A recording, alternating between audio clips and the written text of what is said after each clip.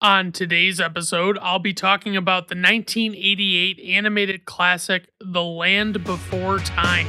If you're looking for a man with no plans or programs, and he always leaves a chance to hold hands for romance. Are you looking for the Luke with an old man, a cold hands? It's a creature of the night who has more his spotlight. I'm here to welcome you to Brandon at Random Reviews. No method when I choose. It's Brandon at Random Reviews. Yeah.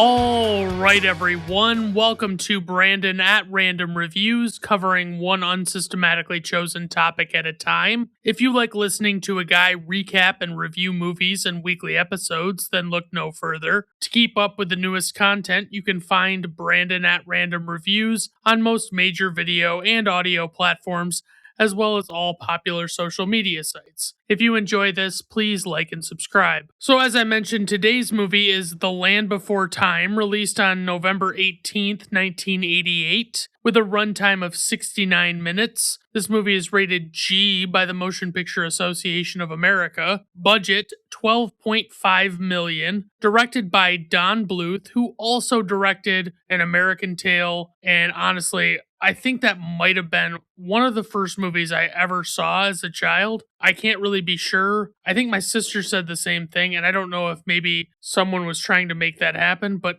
I don't remember what year An American Tail came out, so I can't be really sure about everything. He also directed All Dogs Go to Heaven, which I don't think I've actually ever seen all the way through. I started watching it a while back, but it was kind of like one of those ones that it's like if you didn't see it as a child and you try and go back and watch it for the first time, it's not going to be as impactful as you want it to be. So it was kind of not something I could get into as much. And he also directed Anastasia with Meg Ryan as a voice actor. It's another really well animated movie. I just recently watched a video on the internet that was basically explaining that the story that movie tells, even though it's supposed to be based on real people, is not at all true. And basically all of the characters in that movie died in real life pretty much immediately where the events of that movie start. So it's kind of ridiculous. For the writers, I don't really have a whole lot to say about any of these writers. Judy Freudberg, Tony Geiss, and Stu Krieger, their filmographies were just not particularly great. They just didn't have any standout things. And I was just like, you know what? I'm just going to put them and not really go crazy. For the composer, we have James Horner, who I literally just covered.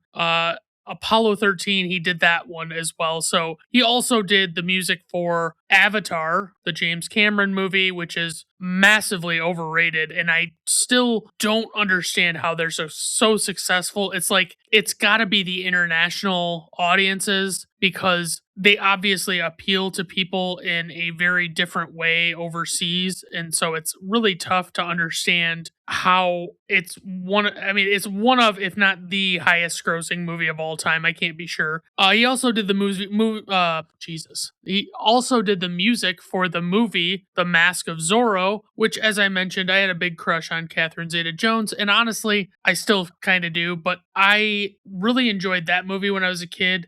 I think I went back and watched it again a few years ago, and it wasn't as good as I remembered it being, but it was still really enjoyable. It was a good time. And he also did the music for Braveheart with Mel Gibson, and honestly, great fucking movie. It stands the test of time, even though it is wildly historically inaccurate.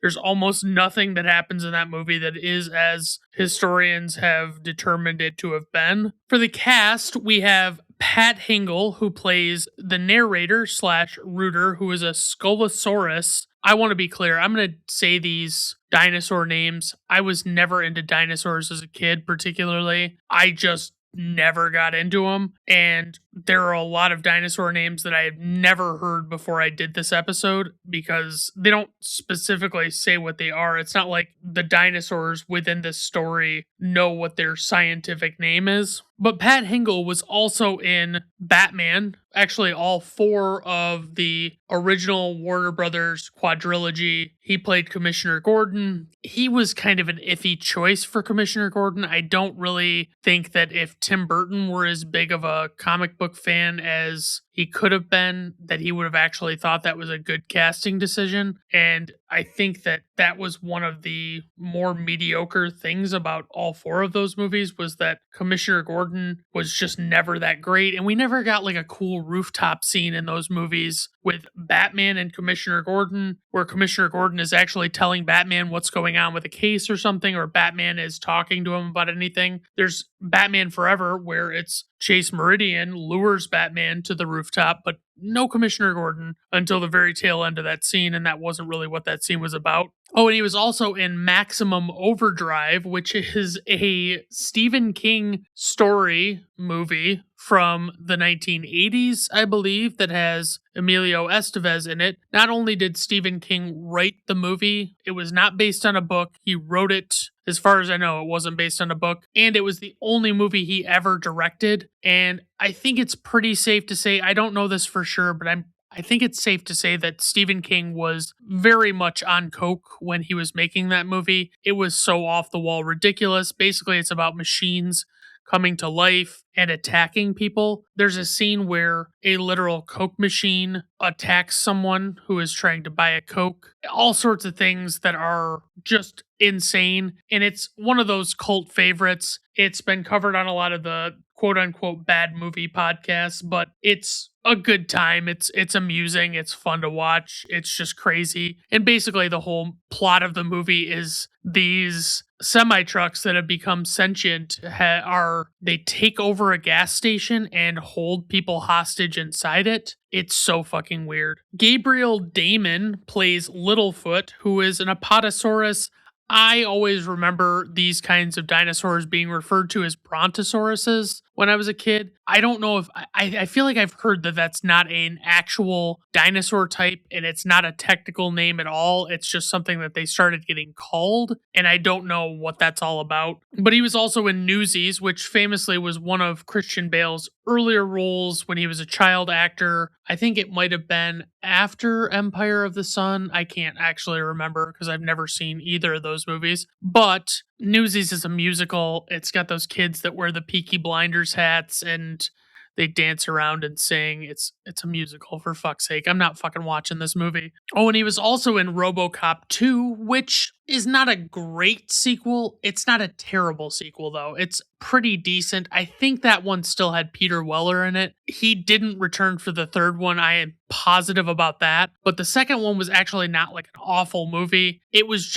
a classic example of one of those movies that should probably never have actually had a sequel, but they just made a sequel because the first one was successful. And it really, I don't think, went over well with critics. I mean, of course, it wasn't panned as much as the third one was, but I remember watching all of those movies just because when I saw the first RoboCop with my friend Brad, we went fucking apeshit for that movie. We thought it was the most amazing movie ever made. It was, and we were 100% correct about that, honestly. Helen Shaver plays Littlefoot's mother, who is also obviously an Apatosaurus. We don't have any interspecies erotica in this children's story. Candace Hudson plays Sarah, who is a Triceratops, and Sarah is spelled Cera, like in Triceratops. I have it noted here that Sarah is a big asshole piece of shit. Just wanted to mention that. I'll mention it several times later, but I wanted to get it out of the way early so that you knew how I felt and where I stood with Sarah. Judith Barcy plays Ducky, who is a Sorophus, I guess is the name of this species. Ducky is an adorable character. Really love Ducky. Please, for the love of God, if you don't know anything about this actress, don't do what I did the first time I revisited this movie years ago and look up any information on what happened to her. Because I watched this movie and it was a revisit for me. It must have been 15 years ago now, but it had been since I was a child since I had last seen it. And I thought, oh God, wouldn't it be cool if I looked up what happened to all these child actors who voiced these dinosaurs in this movie to see what they're up to today? Did they ever make anything of themselves in the industry? I can just promise you, you don't want to know what happened to Judith Barcy. Nothing good will come of it. So just don't. I may decide to share that information, even though there are millions of vertical videos on TikTok and Instagram, etc., where you can look up and find. I really recommend Ray William Johnson. Yeah, Ray William Johnson.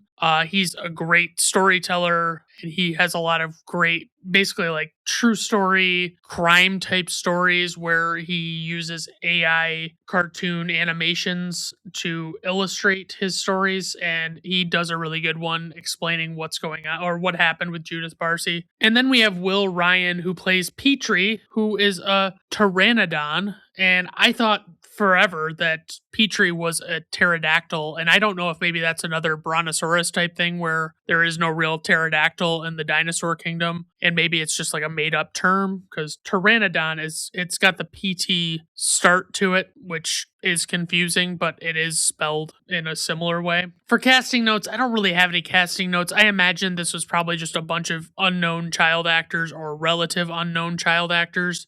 Didn't really find much information on this casting process. For the plot synopsis, a young dinosaur teams up with other young dinosaurs of different species in order to reunite with their families in a distant land called the Great Valley. For the tagline, a new adventure is born. Kind of generic, not really a huge fan of that one. Don't really know what would have been better, but hey, what can you do? Alright, guys, let's just dive right into the plot of this motherfucking movie. So, it's strange because this movie starts underwater, but I can remember this beginning sequence so vividly from my childhood. All the bubbles are slowly crawling up to the surface as the credits begin, and it finally starts panning across the underwater scenery as creatures are chasing after one another. You see a group of sea turtles swimming along as we remain underwater. The narrator begins explaining that this was a long time ago, but not in a galaxy far, far away, rather on this Earth, long before the existence of human beings. He explains the dinosaurs roamed the Earth and there were two different kinds of dinosaurs, even though that's pretty reductive in my opinion. But he basically groups them into carnivores and herbivores, and we see the Apatosaurus family walking and basically just a variety of different dinosaurs around. We see the birth of one of the dinosaurs named Ducky as she hatches from an egg, and honestly, Ducky is so fucking cute. It kind of pisses me off a little bit. She is a Seraphis. I didn't look up the pronunciation of that, and I feel like an idiot because it's probably the wrong pronunciation. Seraphis or Seraphis, and luckily I don't have to say it too much, so I don't feel that bad. She almost immediately begins chasing things around, and her parents have to pick her up and bring her back to the nest with her brothers and sisters. A family of Triceratops watch the hatching of their daughter Sarah, but it's spelled Cera, as I mentioned, like in Triceratops. And I'm just going to I'm going to preface any other explanation of her character, as I already kind of did, by telling you right now that she is a complete and total fuckface asshole brat piece of shit. But I feel like that's not really aggressive enough. It's explained that there are some creatures that will seek out the eggs of the unborn, and we watch one egg fall down from a nest. It's a family of Apatosauruses, and as the egg hatches, we see our protagonist, Littlefoot, who is quickly greeted by his mother, and his mother legitimately licks the absolute shit out of him, I guess as a way to clean him up and greet him. At this point, she's seemingly like 80 times his size. Littlefoot is the only baby that his family has, and he is initially a little frightened by the other creatures around him when they approach him, and his mom just tries to like comfort him basically. Littlefoot nestles up against his mother's ginormous feet and continually slips and trips and falls over himself before his mother finally picks him up with her teeth and places him on her back. And honestly, Littlefoot is cute as shit too. And honestly, his mother has such a comforting, soft voice, which is good because even though his grandparents are there admiring him as well, they never actually talk to my recollection in this movie, not even a little bit. They make like some random noises here and there, but not actual speaking. You know what I was just thinking is this mother's voice kind of reminds me, what was the lady's name on Muppet Babies? Like the lady that was like she like the house where the Muppet Babies lived, like she was the lady that you only ever saw her legs and that was it, and you could hear her speaking. I want to say she sounds like she has that kind of voice. But Littlefoot just nestles up inside some loose skin on his mom's back and takes a little nap because he's still a little baby. Sometime later, Littlefoot has grown up a little bit, but he's still very much a kid, and he's asking his mother why they have to walk around so fucking much. And honestly, this is a big struggle as a kid because once you have to walk for yourself, it seems like everyone else can do it so much, but it just wears you right out to do it as much as they do. And she explains to him that it's very important that they keep walking so that they can find food and healthier places to live, because it's also pretty important to mention that basically a lot of where the dinosaurs are in this movie is pretty much a barren wasteland. She reaches up with her huge neck and grabs a giant leaf from the trees above and gives it to Littlefoot and explains to him that it's called a tree star. And I just love the confusing but somehow amusing way language works for animals in a lot of animated movies where they can talk and it's like they know exactly what some things are called for no reason, but then they have no idea what other things are called and have to give them bizarre names that don't really make a ton of sense. Like with this, she knows what a tree is called, and she clearly knows what a star is, but she somehow has no idea what a leaf is, so she calls it a tree star because it came from a tree and it resembles a star, or at least a drawn one, which she would never actually have ever seen. It probably, I would say, doesn't look at all like a real star. She says that the tree star will help him grow, and he plays around with it, but doesn't actually eat it, and just kind of wears it like a very ill-fitting poncho. His mother tells him about some kind of great valley that is a very long way away, and she explains that there are tons of tree stars there, as he just admires the one that she just gave him. She says that the Great Valley is a promised land, and it has all sorts of green food and water that is so abundant that no one could ever possibly eat or drink at all. He asks her how long they will have to walk to get there, and she looks up at the sun that is beginning to set, and she says that the big red circle in the sky must pass over them many times, but they will follow it to where it touches the ground at the end of each day to get to the Great Valley, and they'll use it as a guide. Littlefoot asks her if she's ever seen the Great Valley, and she says no, and he skeptically asks her how she even really knows it actually exists. Totally fair question. And she explains that some things you see with your eyes and other things you see with your heart. And he tells her that he doesn't understand that, but she recognizes that he's just a kid and she hasn't fully indoctrinated him into believing in things for absolutely no reason. Littlefoot looks over and sees a triceratops named Sarah and her family, and she gets sprayed by a bug. And Littlefoot laughs hysterically at her because, I mean, look at her stupid face. She asks him what he's looking at, and they just start to playfully charge toward each other, but Sarah's father intervenes and stops her, and he says his phrase, "Three horns never play with long necks," which, even though this predates humans by millions of years, it's almost comforting to realize that systemic prejudices have existed for that long, and it's great to know that even these creatures might be willing to hate each other for pretty much no reason, much like people still seem to do today. Littlefoot asks his mother what a long neck is, and she says that that's what they are, and he asks why he's not allowed to play with three horns because they were just having some fun. Basically, his mother explains to him that the different groups of dinosaurs always stick to their own kinds and don't mix together because that's just how it's always been. Littlefoot becomes frustrated by this because he just wants to play with the other kids that are his age and doesn't care about the differences that him and the other dinosaurs might have. But it's like frustrating because obviously dinosaur racism is everyone's way of life, and just because he's the only child Apatosaurus in the group, that doesn't mean that he needs to start preaching acceptance and diversity out of nowhere. His mother reveals a lot of critical information about how far away they still are from the Great Valley. She even details some of the landmarks to expect along the way, like a great rock that looks like a long neck, and the mountains that burn. But she explains to him that when they get there,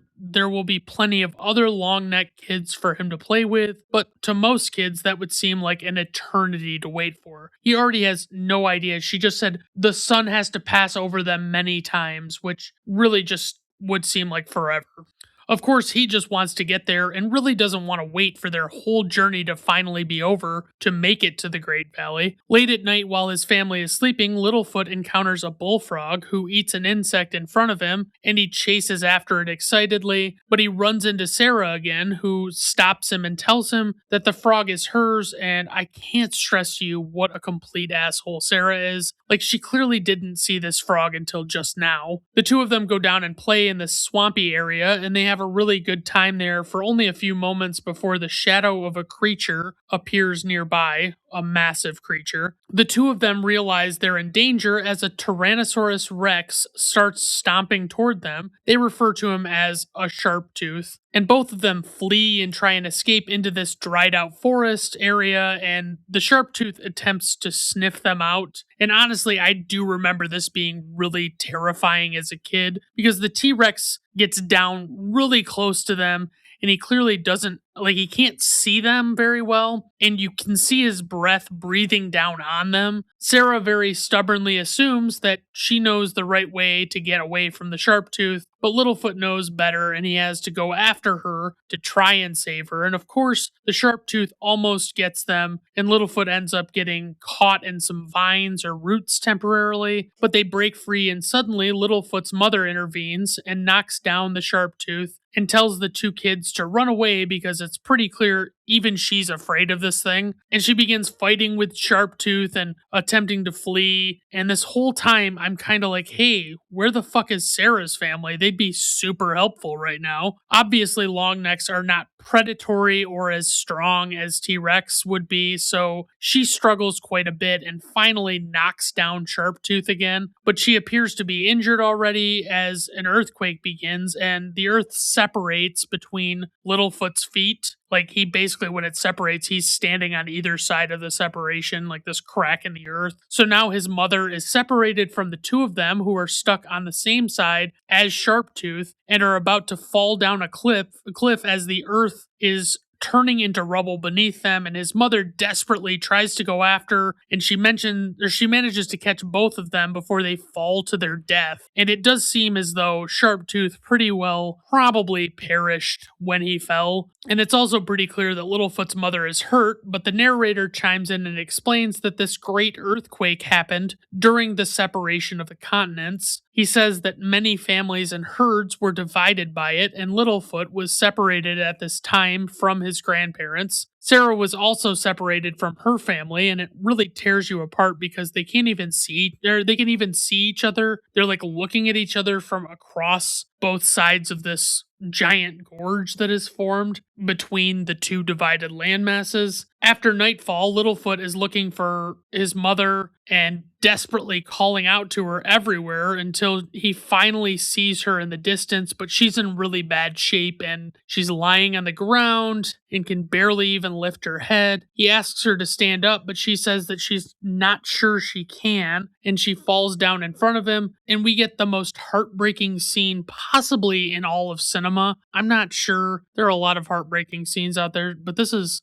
pretty fucking tragic. She asks him if he can remember how to get to the Great Valley, and he says he guesses he does, but he doesn't understand why he should have to remember if they're both going together. He says that she'll be with him, and she explains to him that she'll be with him even if he can't see her, but he doesn't really understand what she means by that, which only makes this more devastating to watch because she's basically explaining to Littlefoot that not only has he been separated from the rest of his family, but his own mother is now dying in front of him, and after having saved his life, and he'll be forced to go off on his own to try and find this Great Valley place that might not even exist. She tells him to let his heart guide him, and his heart may whisper, so he needs to listen closely. He says "mother" one last time, but she doesn't answer, and eventually he walks away and stumbles down a hill. He lands on a creature named Rooter, who doesn't really look like any of the other dinosaurs we've seen so far.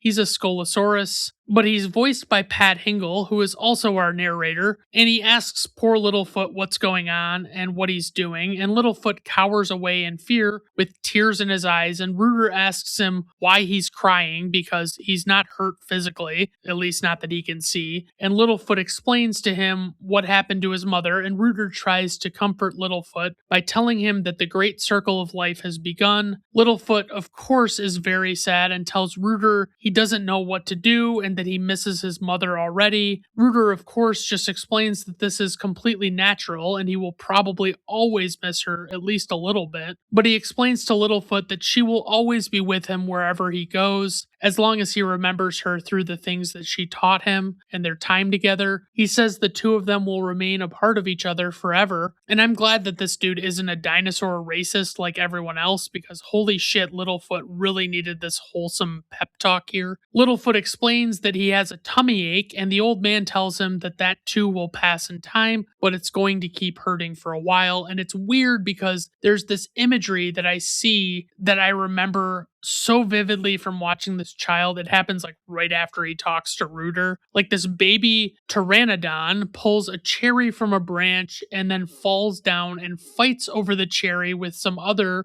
babies like him. And they keep popping in and out of this little tree, you know, like the little holes in the tree. And eventually it winds up being a whole big crowd of these pteranodon babies, and multiple times they think they've successfully gotten the cherry for themselves.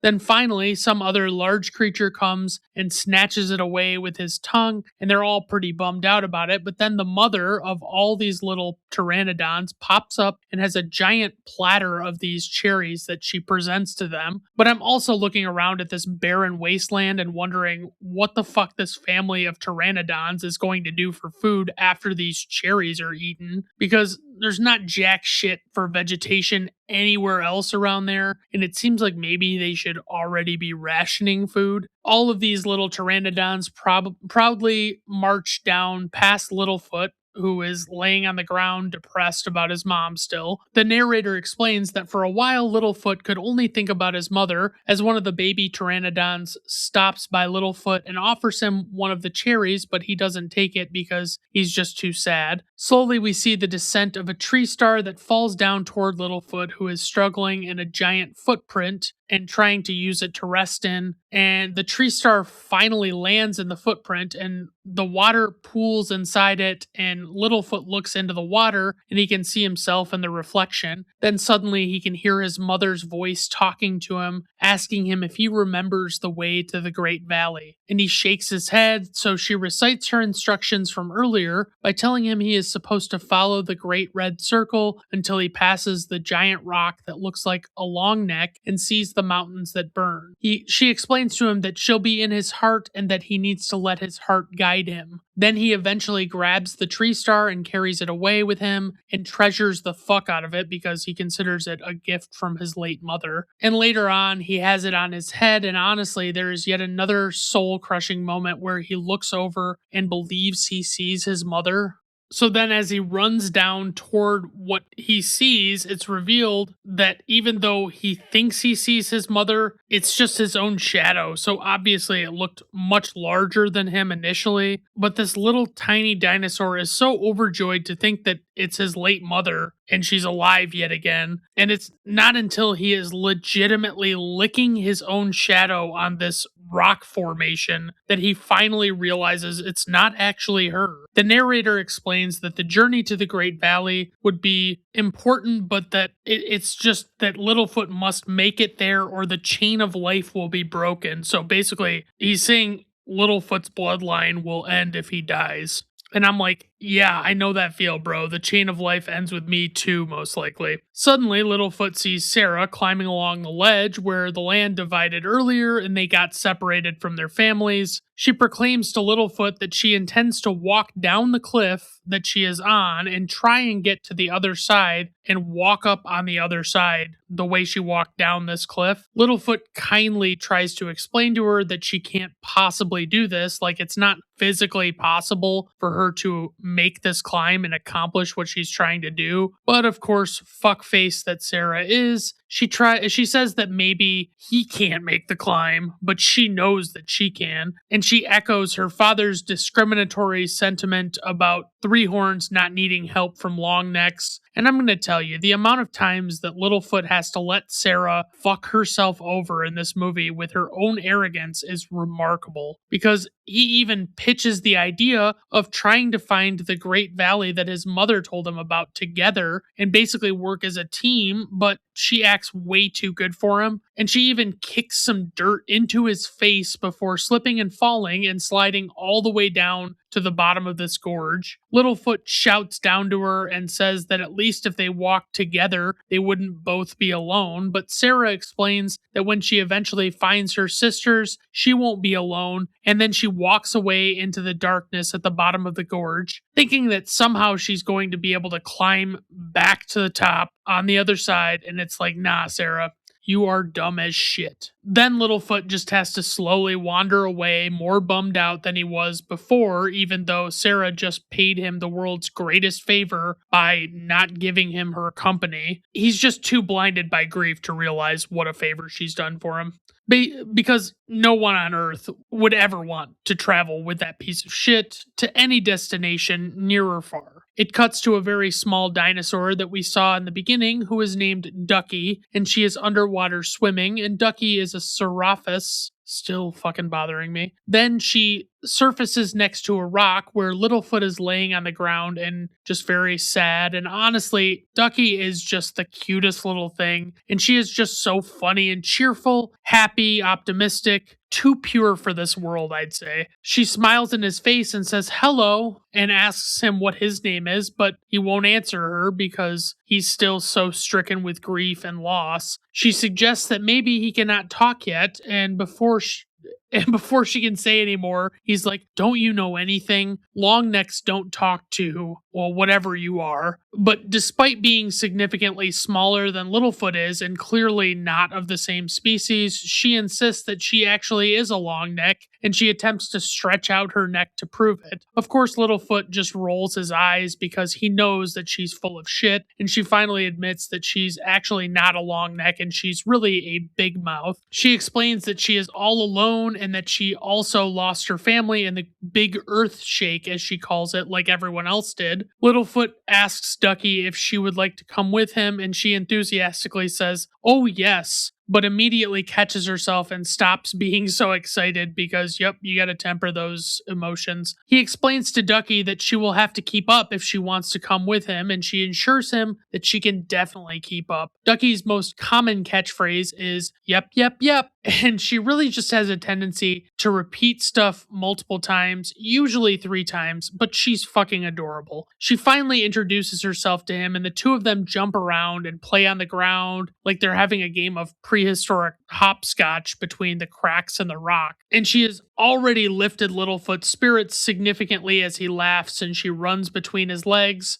But Littlefoot's stomach growls and he grabs a tree branch with his mouth to eat it, but as soon as he does, something cries out and Ducky thinks that the tree is talking. Suddenly a very small winged creature falls down out of the branch and into a small hole, and Ducky looks down inside it and greets the creature. The little pteranodon introduces himself as Petrie, and Ducky proclaims that that's a funny name, and it's like, okay, Ducky. Petrie has a very unusual sounding voice, and almost immediately he asks if he actually flew by saying, I flied? But Ducky stops him to correct him by saying that he falled. And she asks him how he got all the way up in the tree, and he just says that he climbed up there. Littlefoot explains to Petrie that he is indeed a flyer and not a faller, but Petrie explains that flying is very hard to do and that he has not really learned how to yet. But they both explain to Petrie that neither of them are able to fly at all, even if they tried as hard as they could, so he's at least got that over them. It cuts back to Sarah, who has reached the bottom of the gorge and has been traveling around, and she runs into the body of Sharptooth, who fell down there when Littlefoot's mother pushed him. When Sarah sees him for the first time, she idiotically screams, but he doesn't wake up, and then also she decides that it would be a good idea now that she presumes that he's dead to just taunt the shit out of him. Like, she just runs into him multiple times and nothing happens, and then she backs way up so that she can charge toward him. But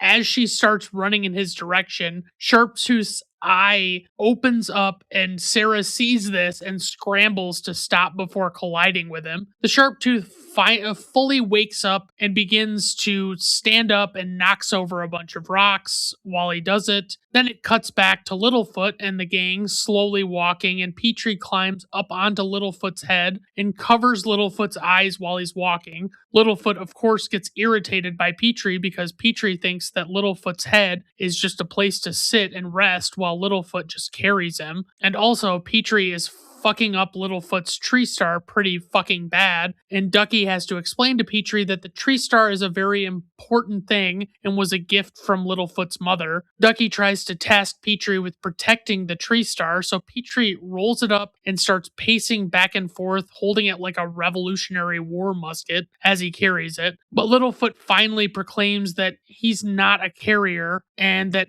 Petrie should attempt to fly, so Littlefoot starts sprinting in hopes of giving Petrie a running start to actually fly. But Petrie starts to panic and doesn't want to fly because he's scared, even though Ducky is trying to cheer him on and be really supportive.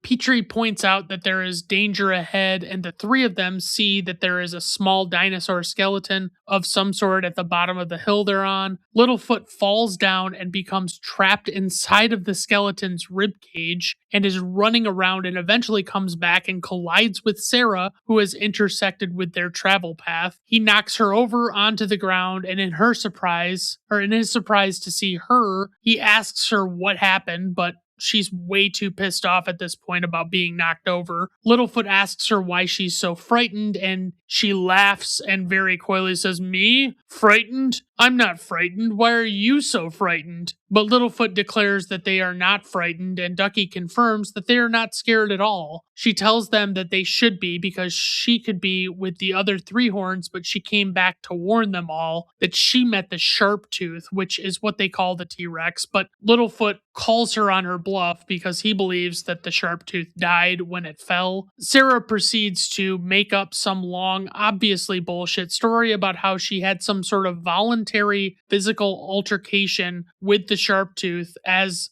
the primary aggressor, like she was initiating it. Like, okay, Sarah, sure you did, you lying shit. And of course, because Ducky isn't wise to Sarah's nonsense, she takes it as some sort of wonderful, brave story where Sarah was a hero of some sort. Suddenly, Sarah jumps on the log that Ducky is standing on and catapults Ducky an absurd distance through the trees. But when Ducky lands, she finds some kind of bizarre egg hidden in the weeds that begins hatching, and we're all introduced to Spike.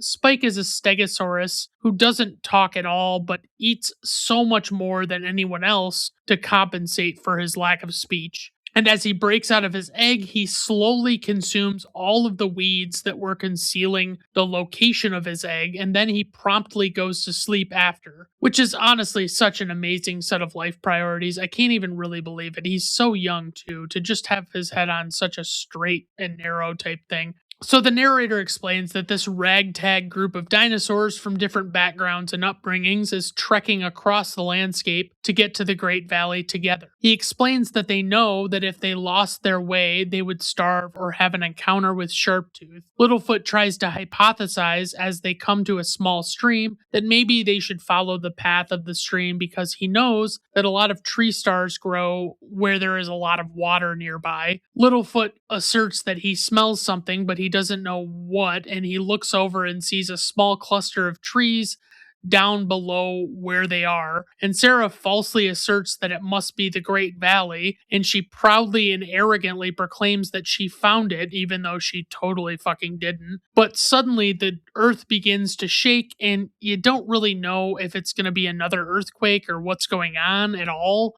And they begin to approach the trees, but a moment later, a large crowd of dinosaurs crashes through nearby and devours all of the greenery on the trees that they were pretty stoked about getting to. Sarah angrily shouts out that the group of dinosaurs eating the leaves on the trees are being greedy and selfish, and she asks, what about her? All of them are, of course, very upset that they missed their opportunity to eat because they're all very hungry, and Littlefoot clarifies that this was definitely not the Great Valley. But I'm very confused because the creatures that eat all of the greens on the trees appear to be the same species as Littlefoot, but he doesn't actually even get excited or suggest the possibility that he could get help from them or anything, and clearly they didn't seem to want to help him anyway as they scurry off. They walk down toward the trees anyway, and Ducky is giving Petrie a pep talk about how plenty of things don't fly, such as trees, rocks, sticks, etc. And Ducky is so much more entertaining to me because you can tell it's actually a young child actor playing the part, and she has such enthusiasm. They approach a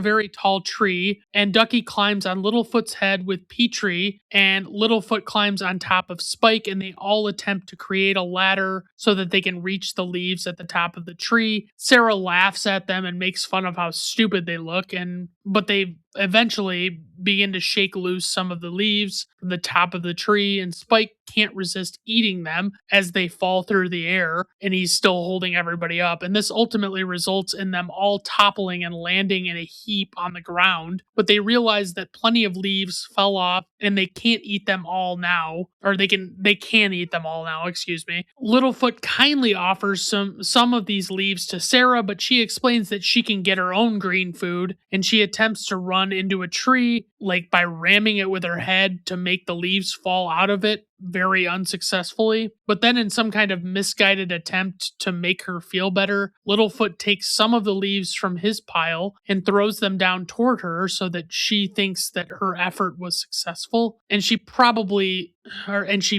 eats a bunch of the leaves and rubs it in his face, and she boasts about how she's not afraid to be alone as she walks off in another direction and comes to rest on a small rock formation and proclaims that she's also not afraid of Sharptooth. Despite Littlefoot insisting that there is no Sharptooth anymore, it still worries Ducky and everyone except Littlefoot, and they basically all just like go out, except for Littlefoot. They all go out and sleep by Sarah for some reason, but Littlefoot has to huddle by himself in what appears to be a mound of dirt. Eventually, the other three snoring makes it difficult for Ducky to fall asleep, and she has to walk all the way over by Littlefoot and rest with him. And it's this really cute moment for like just a second, but then Spike and Petrie show up, and Sarah wakes up all alone and gets very sad as she realizes that she's just by herself, and she begrudgingly walks over toward the other four. The view is shown from above them, and it reveals that the mound of dirt that they're sleeping on is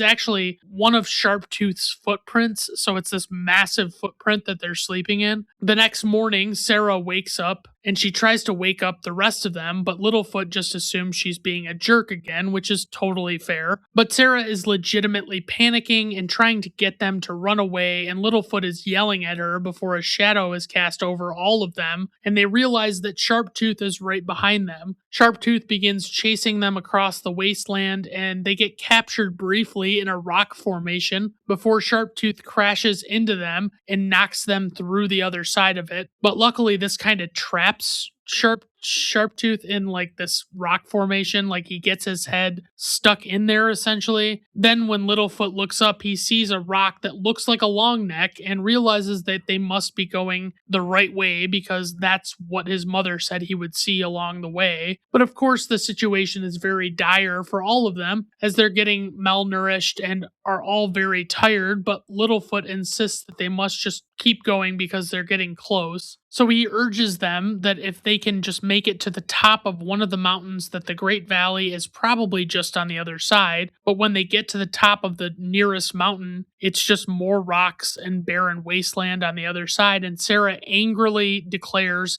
that she's leaving because she can't believe how stupid Littlefoot is. But Littlefoot insists that they have to keep following the bright circle in the sky, but Sarah says that she's taking the easy way for once. But Littlefoot declares that that's the wrong way and that his mother says that this is the way they're supposed to go. And Sarah declares that she, being Littlefoot's mom, must be a dumb long neck too, which of course angers Littlefoot, and he insists that she take back what she said, but she just won't.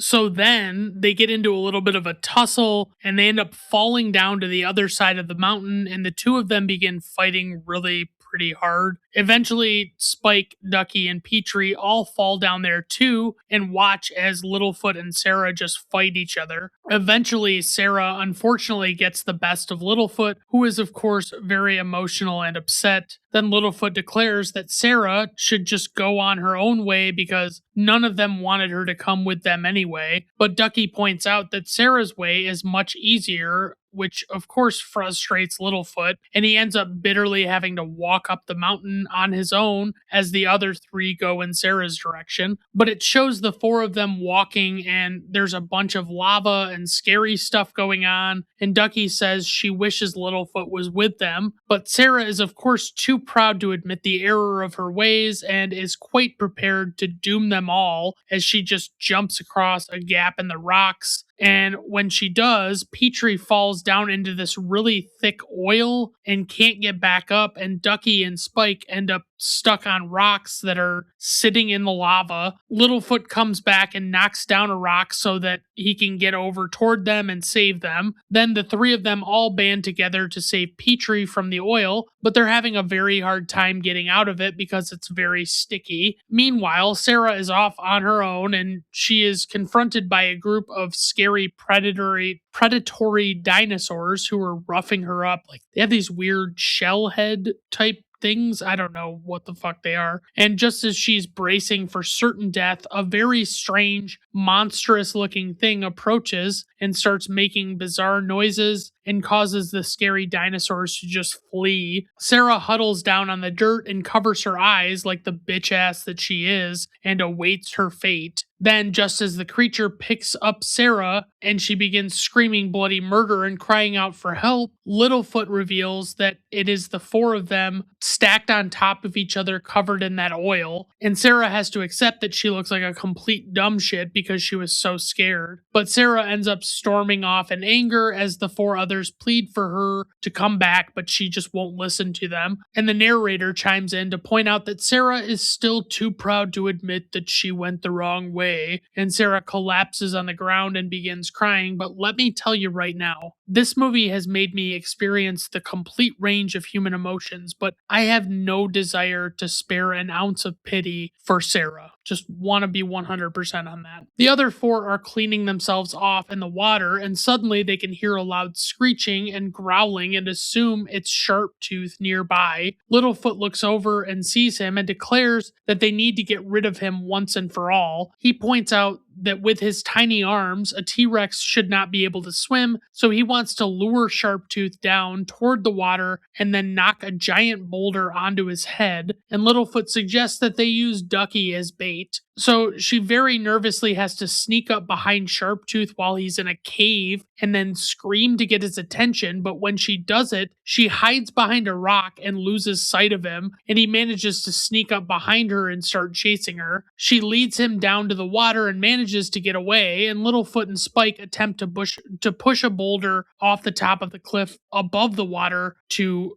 murder Sharptooth. Petrie taunts Sharptooth by throwing a rock down at him and legitimately almost dies as he falls off of his ledge laughing. Somehow Sharptooth manages to climb all the way up to where the boulder is, and it looks pretty bad, but Sarah does show up out of nowhere and helps them knock Sharptooth off along with the boulder. Sharptooth falls down into the water, but he brings Petrie with him, and the boulder falls on top of him in the water, and neither of them seem to surface afterwards. But so, like, basically all of these four remaining dinosaurs look down with very sad expressions as they assume that Petrie didn't make it, and as Ducky is starting to get tears in her eyes, Petrie winds up crawling up onto the ledge, revealing that he is still alive, and Ducky is overjoyed as she just grabs him and carries him away to go back with the others. Littlefoot looks up in the sky and sees a bunch of clouds, and he hears his mother's voice, and he begins apologizing to her, saying that he thought he was going to be able to find the Great Valley, but before he knows it, the clouds disappear and he cries out telling them not to go. I want to be clear, like, it's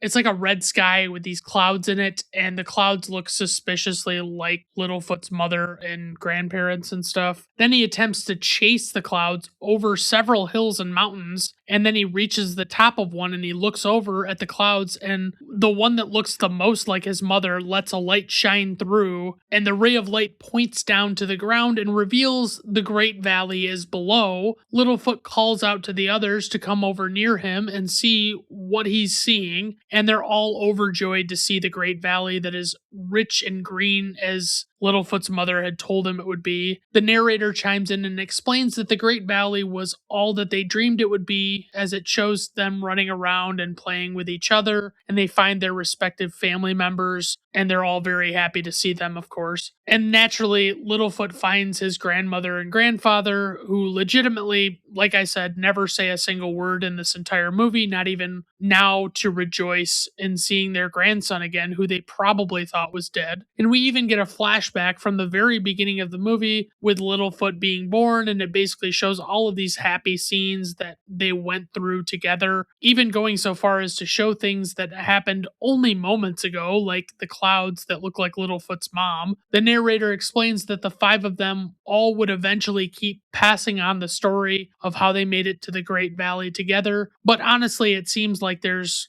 gonna have to be a lot more reform before we see an end to all of the prejudice that's going on from one herd of dinosaurs to another. And we roll credits.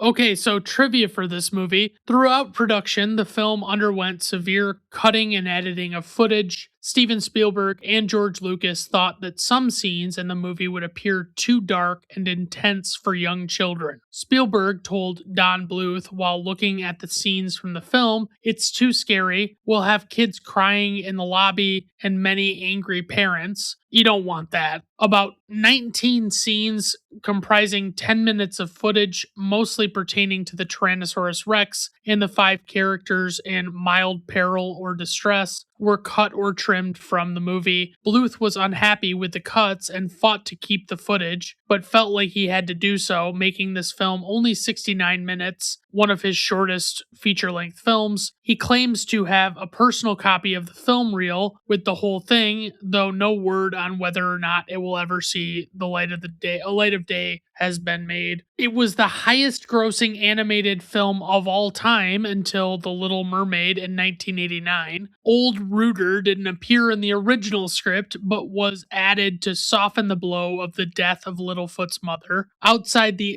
of the Indiana Jones films, this is the only film to be co-produced by both George Lucas and Steven Spielberg. An astounding 13 sequels have been made, as well as 8 games, 2 sing-along videos, and a TV series, and they're all absolutely terrible. I remember as a little kid, I thought, oh my god, more Land Before Time? How amazing would that be? Not. They're all fucking musicals. They say 13 sequels, but if I recall correctly, from the jump, every sequel was a literal musical, and I have no idea why they made that decision. Pizza Hut once ran a promotion involving the characters. If you spent a certain amount on pizza, you could receive a free hand puppet of one of the characters. When the film was first released on video, there was also a commercial for Pizza Hut, which played before the movie started. How exciting. What are the odds? While he doesn't dislike the film, Don Bluth credits it with kickstarting his weaker output, as it was his first significant exposure to studio interference. 29 species of animals were featured in this film. 5 of them were already extinct by the time the movie was set.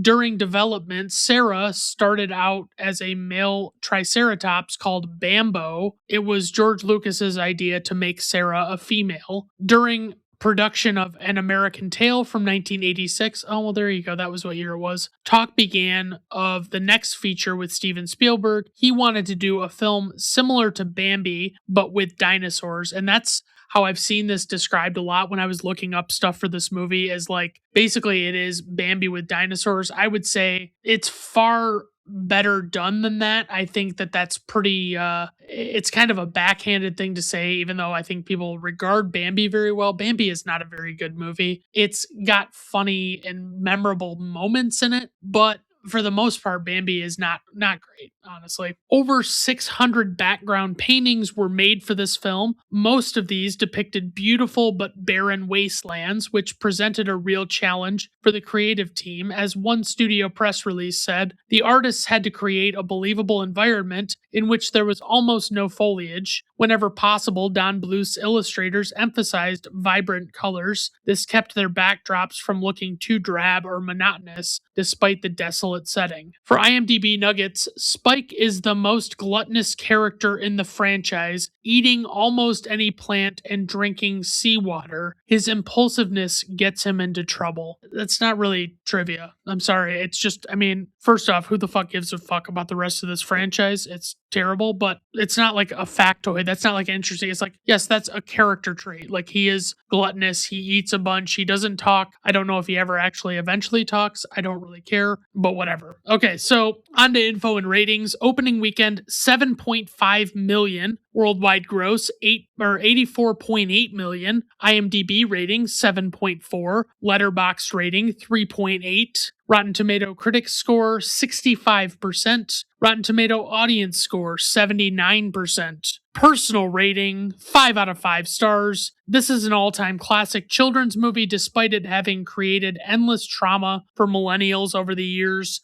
I really enjoy the voice cast, especially that of Judith Barcy, whose enthusiasm was very infectious. Although it is a very simple story, it does keep the excitement going throughout. For criticism, I don't feel as though Sarah's actions toward the end of the movie do enough to exonerate her for all of the annoying things that she does and says before it. Just saying. I'm team anti-Sarah. I'm not even as much in favor of the other characters as I am against Sarah. I just want to make that, I can't have hammered that home more, but whatever. All right, everyone. Thank you for stopping by. I do appreciate it. Have a good rest of your day. Bye now. I'm here to welcome you